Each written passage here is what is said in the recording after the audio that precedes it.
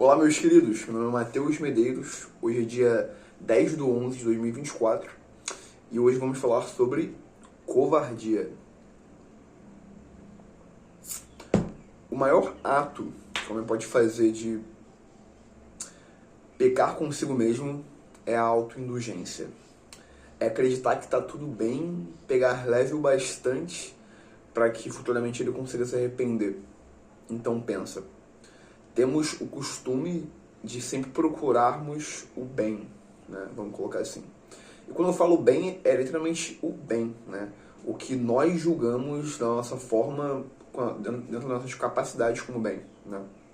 Então, por exemplo, um cracudo tá buscando bem, cara, querendo ou não. Na cabeça dele, ele tá buscando bem. No caso, o bem mais baixo possível, que é o seu próprio bem, né? É o seu auto-bem-estar. Ele conseguir cumprir com aquilo que vai voltar um pico de dopamina na cabeça dele. Então ele continua nesse processo constante de procurar o bem dele mesmo, o bem dele mesmo, o bem dele mesmo. E a gente poderia colocar o bem como um espectro muito grande, né? Onde da forma mais baixa tem a ver mais com o seu alto prazer, e na forma mais alta tem a ver, sei lá, com o prazer do próximo. Mas eu não estou colocando aqui nenhum cunho espiritual, nem cunho religioso, né? Mas eu acho que a forma um pouco mais interessante da gente julgar o bem, né?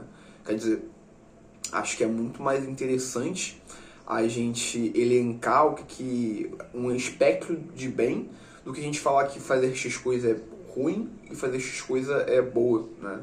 Por exemplo, o cara defendeu a própria filha, teve que matar um maluco lá pra conseguir defender ela de um caso de vida ou morte, tá ligado?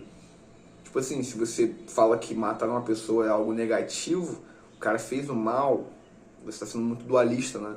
Mas ao mesmo tempo ele fez o bem dele mesmo, né? Dele ter uma filha e ficar feliz por defender a filha dele. E ao mesmo tempo o bem da filha dele, né? Então já não foi já subiu um pouco na hierarquia do bem, né? No sentido que ele pensa no bem dele e de outra pessoa. Eu acho que isso vai escalando a outros níveis e fica um pouco mais fácil de você conseguir entender. Mas isso aqui é um ato de autoindulgência, né? Eu estou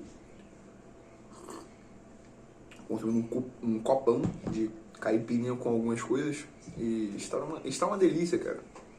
Mas esse processo sempre vai vir de você se sentir desconfortável com o momento presente, ou de você achar que você merece um pouco mais da realidade e você vai lá hackear a sua própria cabeça para você conseguir aquilo que você não consegue fazer de forma natural, né? Então, por exemplo, qualquer tipo de prazer exacerbado, ele é um prêmio de consolação, né? Então vamos colocar.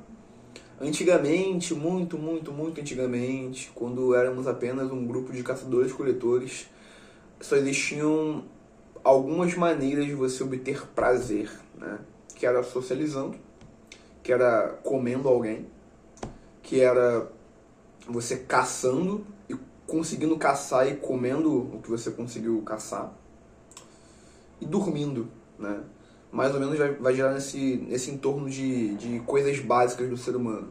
Só isso dava prazer. Então, por exemplo, se o cara não caçava, muito provavelmente ele pegava a parte menor da caça de outra pessoa, né? Ele não tinha um prazer de autorrealização, de status social que ele poderia obter ali dentro da tribo. Então, ele via que a única forma dele conseguir mais prazer era se destacando perante aquela sociedade, e aquela sociedade ia reforçar o comportamento dele de ser um ser humano melhor dentro daquela situação, né? Nada mudou, apenas o ambiente. E no ambiente atual, o ser humano como ele criou vários artifícios para hackear a mente, onde em vez de ele ser o mais foda para conseguir prazer, ele simplesmente vai na vendinha da esquina, compra uma cachaça qualquer, mistura com algumas coisas para ficar um pouco mais docinho e toma uma caipirinha gelada. Isso vale para, sei lá, masturbação, contratar uma puta na rua e por aí vai. Prazeres rápidos que sempre vão tender a uma coisa só: um pico de prazer e depois um decaimento desse mesmo prazer, né? Então é igual, sei lá, fazer uma trilha, cara. vai se desgastar igual um filho da puta pra fazer a trilha. Você vai chegar lá e vai, tipo assim, ter o ápice de prazer, que é ver a vista, pá, que maneiro. E depois você vai descer novamente a trilha, né? Então você viu que o ápice de prazer tava em você conseguir chegar no topo da trilha, né? E depois você vai decair, bicho. Mas a gente pode fazer algumas comparações aqui, né? Por exemplo, tá ligado o mito de Sísifo, né? Existia lá, Sísifo bonitinho, ele hackeou os próprios deuses, né? Ele conseguiu hackear a própria morte. E os deuses ficaram bolados porque ele se deu muito despertinho e deram um castigo muito severo pra ele. Aí tipo, pô, mano, tu não é malandrão agora? Toma esse castigo aí. Você vai pegar essa pedra gigante, você vai levar até o topo de uma montanha e você vai descer montanha abaixo e você vai fazer isso até você morrer. Quer dizer, pela eternidade, já que ele já estava morto, né? Então, ele vive nessa constante levantar a pedra até o topo da montanha e descer a pedra até o final da montanha. Depois, Camus vai fazer uma interpretação em cima disso, onde ele vai falar: é preciso imaginar Sísifo feliz, né? E isso tem um contraponto muito maneiro com a dopamina, né? Então a gente tem a dopamina fásica e a dopamina tônica. A fásica é aquela que você continua engajado numa atividade. É você ler um livro e continuar lendo o livro de forma constante e gostando dele. A tônica é você fazer isso aqui, olha. Agora.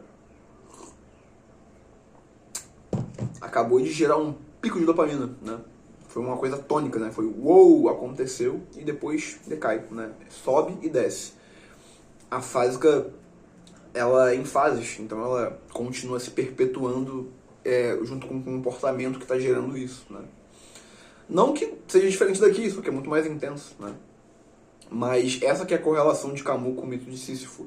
Então você pode imaginar Sísifo triste, que ele está chegando até o topo, ficando feliz e descendo. Ou você pode imaginar que Sísifo está sentindo a terra molhada no pé dele. Ele está sentindo a textura da pedra enquanto ele empurra a pedra. Ele está, sei lá, pensando que todo dia ele está dando um pouco mais dele, está ficando mais definido, empurrando a pedra e por aí vai, sabe? É você ou escolher procurar só um pico de prazer ou você querer se esforçar para conseguir um prazer contínuo. Isso é muito mais difícil, né? E eu sempre achei isso uma coisa muito engraçada. A pessoa mais viciada possível é aquela que quer obter mais prazer, você concorda comigo? Então ela quer muito, muito, muito prazer. E a forma mais inteligente de você conseguir muito prazer é você jogando a longo prazo, né? Quer dizer, tipo, o cara tá confiando que se ele todo dia ir pra academia, comer direitinho, ele vai ter um shape maneiro. Ele tá confiando. Ele tá jogando dopamina aí pra, tipo, dopamina é uma aposta. Tipo assim, eu aposto isso aqui que vai dar bom, né? E ele vai tentando, ele vai tentando, ele vai tentando. E não é que dá certo mesmo, né? Porque a gente tem bastante embasamento que consegue fazer a gente querer continuar. Isso ajuda mais ainda, né? Mas é uma coisa tônica. É uma aposta de meses, se bobear de anos, dependendo do estado do cara, né? Então, é muito interessante isso. Tipo, essas comparações entre algo que não é palpável com algo que de fato é palpável, né? Uma filosofia, uma história, algo que acontece no reino mental, né? Tudo isso foi criado a partir da mente de pessoas. E algo que acontece de fato aqui na matéria, tá ligado? Na sua cabeça orgânica, que vai liberando químicas enquanto você faz coisas. Mas estamos falando sobre covardia. Eu peguei essa não mania, né, mas esse hábito de tentar me lembrar do porquê eu puxei o último assunto para poder fechar ele. Antigamente eu jogava as coisas e ia só engatando. Mas vamos nos aprofundar na covardia. Naturalmente, a gente está sendo covarde quando a gente começa a fazer esse movimento de querer ser autoindulgente. Sempre procurando mais prazer mesmo que você não mereça esse prazer. E quanto mais você faz isso, e você tem um prazer sabendo que você não estava merecendo aquele prazer, você fica meio mal. Eu não estou tão mal de fazer isso aqui porque relativamente eu estou merecendo isso. Muito entre aspas, de verdade não tô, né? Mas a falsa percepção de muito trabalho faz pensar, tipo, pô, tá tudo bem. Mas no fundo não tá, né? A gente sabe que não é interessante a gente beber etanol. Tá ligado? Tipo, você não beberia etanol. Mas de repente, só porque tem um gostinho diferenciado, te dá um pico de dopamina, e você pensa, acho que é uma boa ideia me recompensar tomando álcool, né? Por que não? Deixa eu voltar aqui, senão quebra minha iluminação. Uma curiosidade muito interessante sobre esse podcast, não sei se você sabe, é um podcast que a gente está fazendo aqui agora, mas eu estou subindo já um podcast enquanto eu falo com você agora, e infelizmente ele está em 8% aqui no YouTube. YouTube é foda, né? YouTube. Mas covardia, né?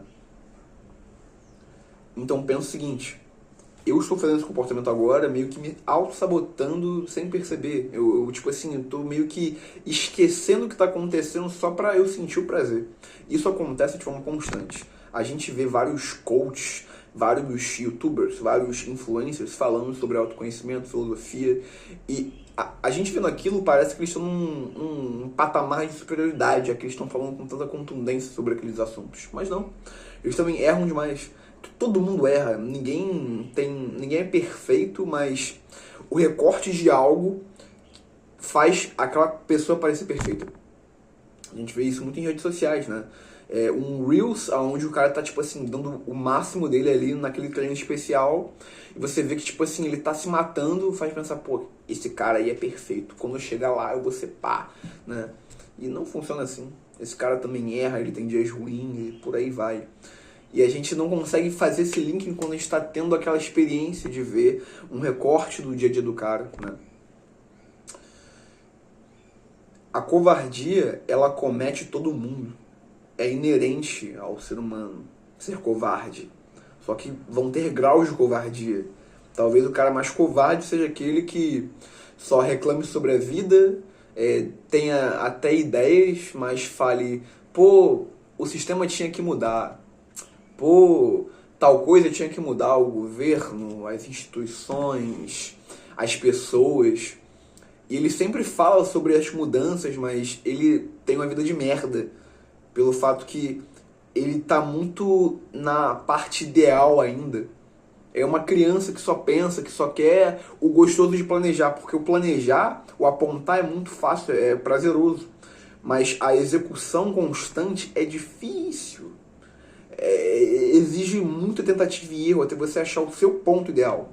Não o que alguém está falando para você. Você ser o cientista de você mesmo, até no ponto que você entende aonde você consegue ir e tá, tipo assim, se é aqui que eu consigo ir, você se abraça nisso aqui e você continua indo. E poucas pessoas conseguem